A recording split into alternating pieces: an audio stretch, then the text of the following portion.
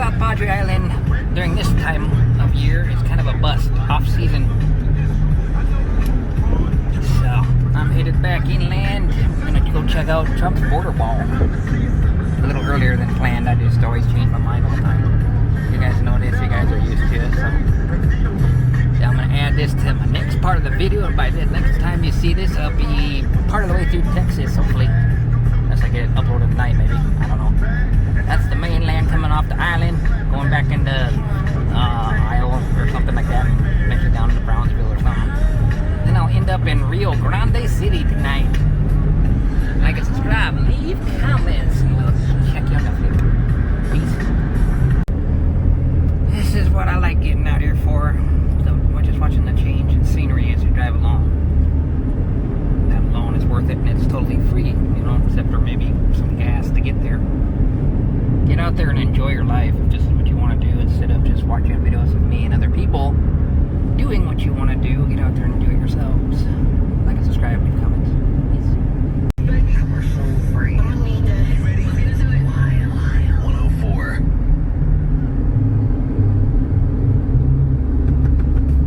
Things like this on the side of the road, yeah, that's just an hard advertisement. That's nice and hard right there. I think I'm addicted to driving.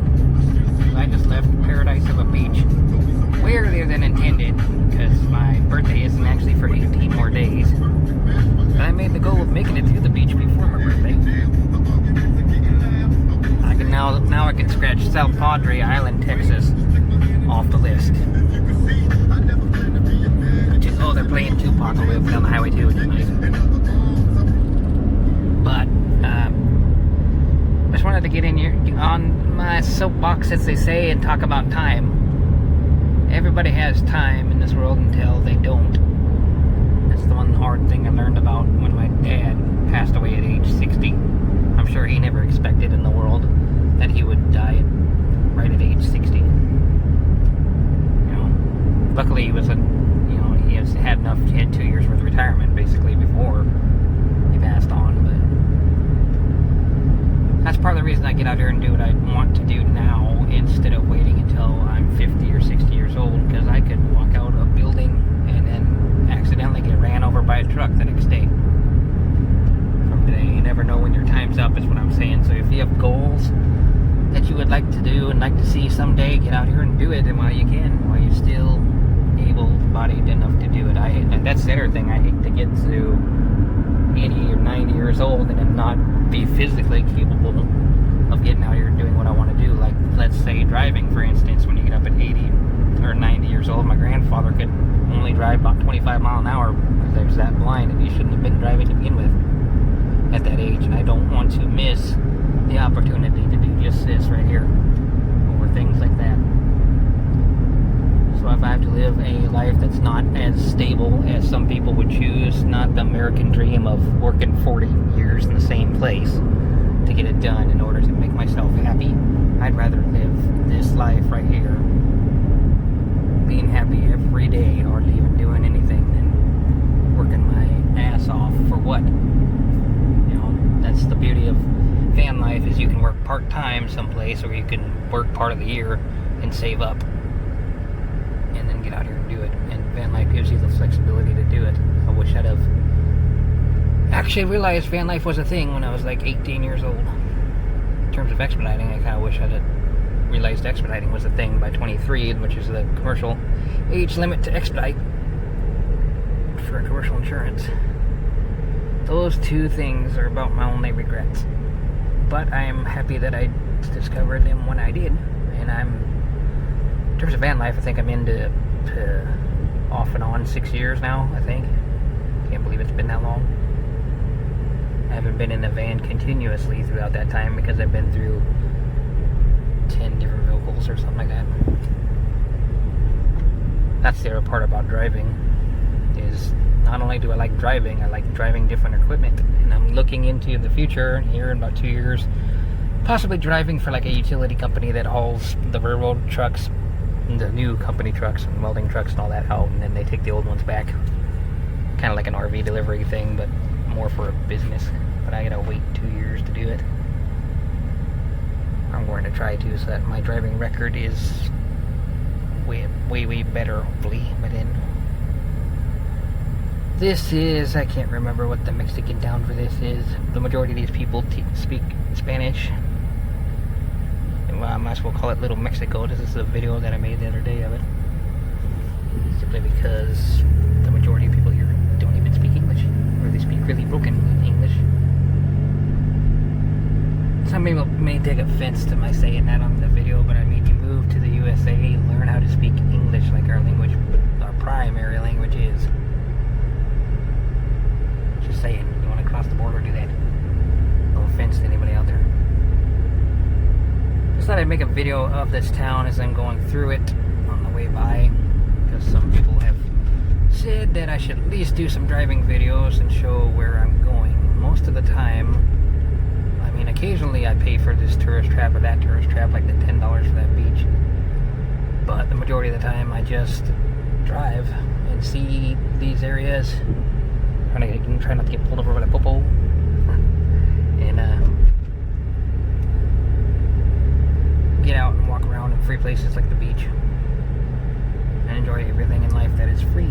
Because a lot of these tourist areas, you know, I can see why they do it. I'm just not a big fan of touristy spots, I guess.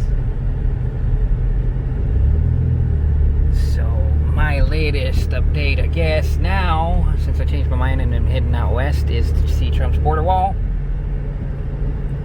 And then, I don't know, the Grand Canyon I'm going to look into while I'm over there, working at Grand Canyon National Park for Santerra.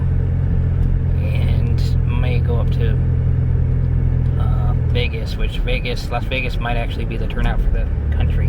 When you add all the electoral votes together, the other day, like I did, Biden had 253 and Trump had 268 in total electoral votes, if they actually count the pink and the light blue states, and you don't count Nevada, which Nevada I think is going to be the turning point with its 6 electoral votes. We'll choose who's going to be our next president when they get all that figured out. That, and Trump is contesting Arizona, because in Arizona they apparently used Sharpies, gave voters Sharpies, and when they looked into it, apparently they gave any voter that had Trump insignia, like the hat or the shirts or anything they were wearing to the thingy, they gave them the Sharpie just to make sure that the Sharpie or the ballot would become illegal. But Biden's ballots never down there never got the Sharpie, supposedly, according to some of the media. So they're looking into that and making those ballots legal, because people did go out there and try to vote. It wasn't their fault that the people at the table doing the signing did that to screw them over, so to speak. Wisconsin, I think it was, is the other one they're contesting, because they're not letting them see or count the votes. And Pennsylvania is the same way. I'm pretty sure Trump is going to get Pennsylvania. I think Biden's going to get Wisconsin overall. And I think they called Minnesota for Biden the other day. And I'm just going by when you look at the electoral map the other day, if you actually count everything but Nevada as what they say, that's what the voting was. 253 and 268, with Nevada being in the decision, because if Nevada goes Biden's way, Biden would get it. If Nevada goes Trump's way, Trump would get it. At least that's what the map actually looks like when you count it in, since the media decided not to count it in. Everybody in the country knows that's a big old mess up on the media's part. They can tell that every media station was biased toward Biden this time around. But when you look back in history, the Hillary-Trump election, everybody was biased toward Trump at that point in time, because of the 8 years of Obama. Historically, everything switched and went to Republican. And now this year is what you call the toss-up year, between while the party solidifies its hold on the country, Republican Party, or it switches back to Democrat. We have yet to see what happens, but there was a lot of voter fraud in three or four of the states. From what I could tell, Arizona, Wisconsin, Michigan, and Minnesota all are trying to go for Biden, but underneath voter fraud. And on the Trump side of the deal, Pennsylvania might have Trump voter fraud, give or take. So, We have a week to find out what actually happens. And during that week, I'm going to be crossing the state of Texas, heading to New Mexico and on west.